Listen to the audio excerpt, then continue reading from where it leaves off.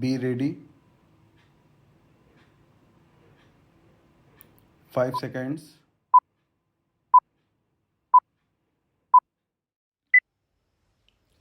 Start.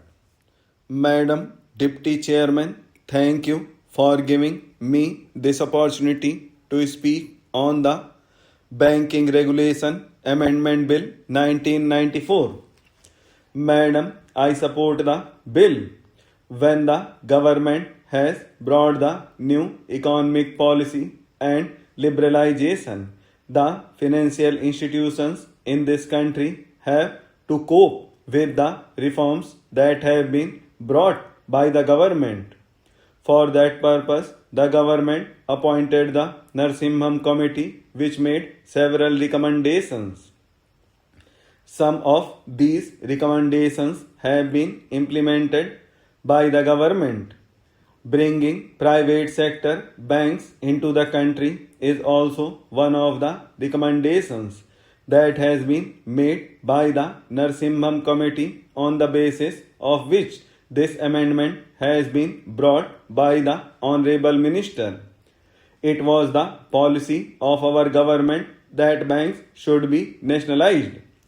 That was in early 80s, when globalization is taking place and when reforms are taking place throughout the world, when we find that the other developing countries are marching ahead. India cannot lag behind. India should also remain in the mainstream of the developing countries. Therefore, right from 1991, the reforms have been brought about in several sectors in this country. The banking sector is a very important and vital sector that has been considered.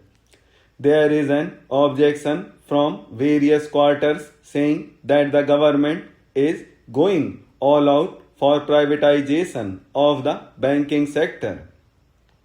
Madam, we find that we have the shocking information about the public sector banks. The government of India has been protecting these public sector banks for years together. But there is no explanation to offer by these public sector banks for the losses that have been incurred by them.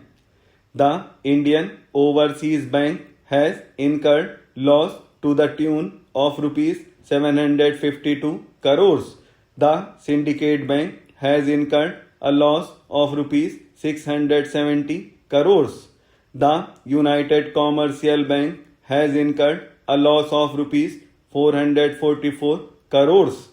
The Central Bank of India has incurred a loss of rupees 383 crores, and the loss incurring public sector banks are going on increasing for years together because of the protection given by the government by providing funds to those institutions, and because of the mismanagement of the public sector institutions in not channelizing the funds for real purposes. Day in and day out in this house and outside, there were complaints against the chairman, the managing directors, and also the chief executives of the banks, saying that the funds have been diverted for the purpose for which they were not given by the government. The chief architect of the securities scam and the star players of the securities scam are the banking officials. Some of them have been arrested for meddling with the documents, for keeping the cash certificates, and for creating the cash certificates of their own. Even in the short term money deposits made by the public sector undertakings, many dubious things have been done by the public sector banks with the aim of getting profit by wonderful means, by violating the rules and regulation and the norms, and the entire banking system in this country in 1991-92 was found to be in a total mess. The people started losing confidence in the public sector banks. That situation came and the government took prompt and immediate steps to see that the confidence is instilled in the minds of the people by ensuring that the public sector is brought into the total mainstream. At that time, it was considered that there should be a perfect competition between the public sector and the private sector. Even from the government side, we find that there were a lot of restrictions on banks going on earlier, and in spite of those restrictions, the public sector banks started manipulating the accounts and started giving loans for the sector, which was not accepted by the government, due to which the system was thoroughly ruined earlier.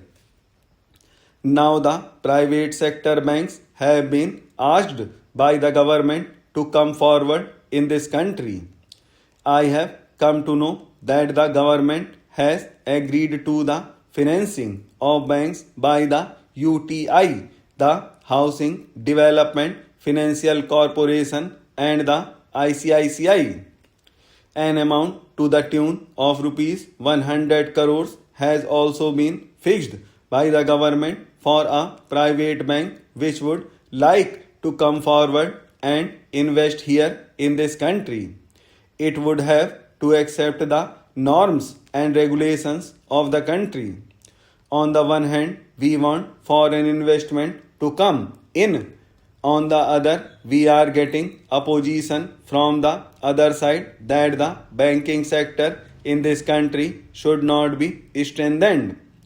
We want to increase export for getting foreign exchange.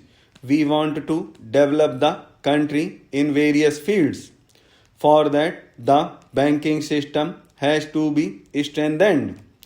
Madam, I would like to submit one point. They say even if foreign institutions come and invest in this country, they are able to make profits. Sir, Ministry of Commerce has a very important role to play in the economy of the country.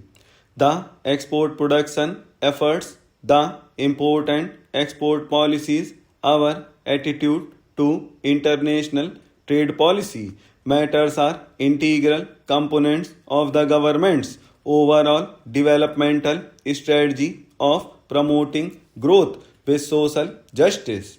It goes without saying that to perform its task effectively, the Ministry of Commerce and the organizations and agencies under it, as also its representatives abroad from a well-knowing group manned by honest, sincere, and dedicated persons. Soon after I took charge of this ministry, I had to take urgent measures to cleanse and reorganize the ministry. Those persons about whom there were reasons to believe that they placed the consideration of themselves or other individuals above the interests of the country had to be relieved of their responsibilities, and steps have been taken to find suitable replacements. The internal working of the ministry has also been restructured with a view to increasing its efficiency.